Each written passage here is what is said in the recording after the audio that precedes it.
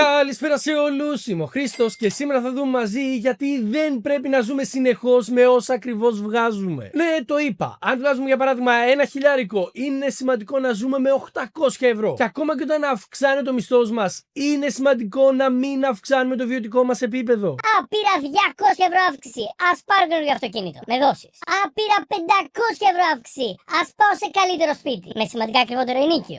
Τώρα δουλεύει και η γυναίκα. Ας πάρουμε και ένα εξοχικό. Το αξίζουμε. Ρε, πάτε καλά. Είναι δυνατόν να πέφτετε θύματα του lifestyle creep ή lifestyle inflation που λέμε και στο χωριό μου. Δηλαδή, όσο θα μεγαλώνει το εισόδημά μας, θα μεγαλώνουν και οι ανάγκες μας. Μα αυτό μας οδηγεί μαθηματικά και αναπόφευκτα σε έναν οικονομικό βούρκο. Γιατί όσο και αν καταφέρουμε να αυξάνουμε το εισόδημά μας, τα έξοδά μας θα αυξάνονται και θα καλύπτουν αυτό το κενό. Και θα το ξεπερνάνε κιόλας. Και μετά θα θέλουμε ακόμα περισσότερο εισόδημα για να καλύψουμε το αυξημένο επίπεδο ζωής μας. Και μετά κι άλλο κι άλλο κι άλλο. Σε έναν φαύλο κύκλο χωρίς διέξοδο. Και το χειρότερο, έρχεται η ώρα που λόγω ηλικίας σταματάμε να εργαζόμαστε και μετά πρέπει η μειωμένη σύνταξη να καλύψει ένα υψηλό επίπεδο ζωής. Δεν γίνεται. Και τότε δυστυχώς προσγειωνόμαστε αναγκαστικά. Και αυτό πονάει πολύ. Το καλό είναι πως είναι στο χέρι μας να το αποφύγουμε όλο αυτό και να χτίσουμε μάλιστα τη δική μας οικονομική ελευθερία. Ναι, εδώ